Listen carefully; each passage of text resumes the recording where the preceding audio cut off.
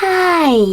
In front of me is iPhone 13 and today I would like to show you how you can switch on or off adaptive brightness on this device. You need to start by opening Devices settings. Now scroll down and click on Accessibility section over here. Then you need to click on Display and Text Size here under Zoom and scroll all the way down. Lastly, click on this switcher next to Auto Brightness. As you can see now, switcher is green. That means that adaptive brightness is enabled, but you can always disable it by tapping on the same one more time. Thanks so much for watching. If you enjoyed this video, leave a like, comment and subscribe. Bye!